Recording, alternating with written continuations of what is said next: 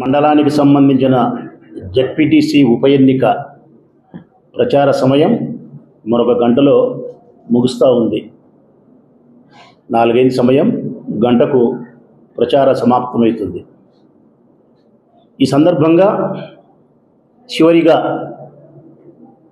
రేపు కాక ఎల్లుండి ఉదయమే 7 గంటలకు పోలింగ్ స్టార్ట్ అవుతుంది కాబట్టి ప్రచారం ముగిసిన తర్వాత మీడియా ద్వారా మీకు నేను పెద్దగా చెప్పేదానికి అవకాశం ఉండదు కాబట్టి ఇప్పుడే రాష్ట్ర ప్రజలందరికీ చెప్పాలనుకునే విషయాన్ని, ముఖ్యంగా పోలీస్ అధికారులకు చెప్పాలనుకునే విషయాన్ని మీడియా ప్రతినిధుల ద్వారా వేదిక చేసుకొని సవినయంగా సహృదయంతో అర్థం చేసుకోమని చెప్పి విజ్ఞప్తి చేస్తూ ఉన్నా. రాష్ట్ర ప్రజలారా, పోలీస్ అన్నలారా, గడిచిన వారం రోజులుగా ఈ పులిందల జెడ్పీటీసీ ఉప ఎన్నిక సందర్భంగా జరిగిన పరిణామాలన్నీ రాష్ట్ర ప్రజలందరూ చూసినారు. పోలీసులారా, మీకు సర్వము తెలుసు. ప్రభుత్వం ఒత్తిడికి మీరు లోనై పక్షపాత ధోరణితో ప్రజాస్వామ్యానికి విఘాతం కలిగించే విధంగా మీరు ప్రవర్తించినారన్నది సత్యం. మాపై దాడులు చేసినారు, మాపైనే కేసులు పెట్టినారు. మాపై దాడులు చేసిన వాళ్ళను, హత్యా ప్రయత్నం చేసిన వాళ్ళను అరెస్ట్ కూడా చేయలే, ముద్దాయిలుగా కూడా వాళ్ళను పరిగణించలేదు. మా పైన ఎన్నో బైండ్ ఓవర్ కేసులు పెట్టినారు, మా వాళ్ళపైన తప్పుడు కేసులు పెట్టినారు.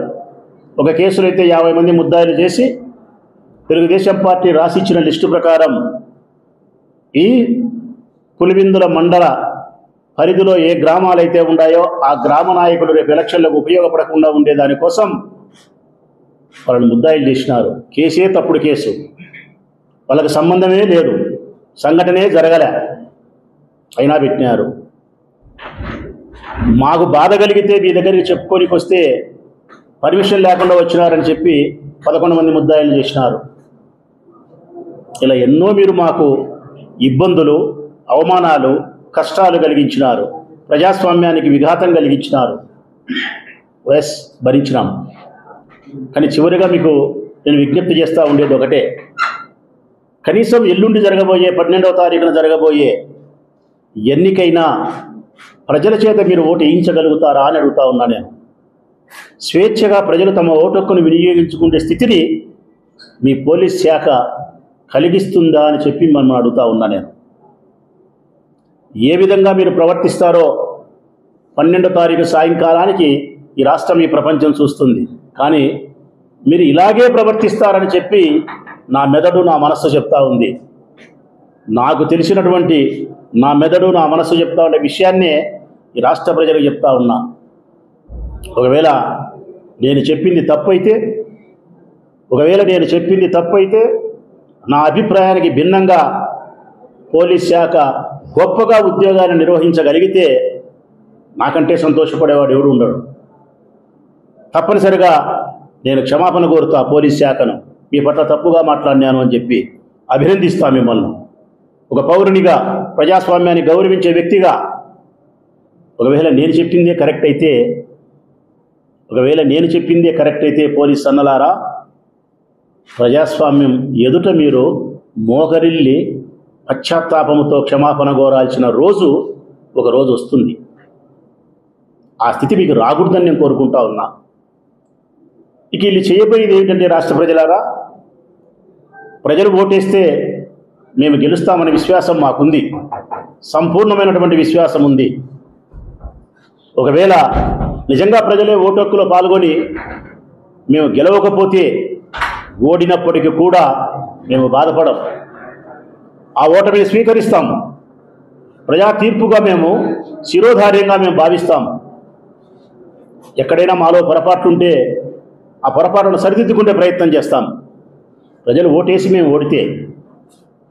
కానీ ఈ పులిందల తాలూకాలో ఇంతవరకు ప్రజలు ఓటేసిన ప్రతిసారి 1978 నుంచి ఏ ఎన్నికలో కూడా దాదాపుగా రాజశేఖర రెడ్డి కుటుంబమే గెలుస్తూ ఉంది, జగన్మోహన్ రెడ్డి గారి కుటుంబమే గెలుస్తూ ఉంది. ఈ ఎన్నికల్లో కూడా 100కి 75% మంది ఓటర్లు జగన్మోహన్ రెడ్డి గారి కుటుంబ పక్షాన ఉన్నారు. 25% మాత్రమే తెలుగుదేశం పార్టీ పక్షాన ఉన్నారు. గత ఎన్నికల ఫలితాలు అవే చూపిస్తున్నాయి. ఇప్పుడు ప్రజల్లో ఉండే వాస్తవ సత్యం కూడా అదే. అది నాకు తెలుసు, వారికి తెలుసు, మీడియా సోదరులకు తెలుసు, యావత్ ప్రపంచానికే తెలుసు. కానీ ఈ ఎన్నికల్లో గెలవడానికి తెలుగుదేశం పార్టీ ఉపయోగించుకుంటూ ఉండే ప్రధానమైనటువంటి అస్త్రం పోలీస్ శాఖ. పోలీసులు ఉపయోగించుకుంటా ఉంది. రేపు ఏం జరగబోతుందో చెప్తానని చెప్పినా కదా రాష్ట్ర ప్రజలకు. పోలీస్ అన్నలకు కూడా చెప్తా ఉన్నా కదా ఏం జరగబోయేది. ఈరోజు సాయంకాలానికి 5 గంటలకు ప్రచారం ముగుస్తుంది. ఎన్నికల నియమావళి ప్రకారం ఇతర ఊర్ల నుంచి వచ్చిన నాయకులమైన మేము 5 గంటల తర్వాత ప్రచారం చేయకూడదు.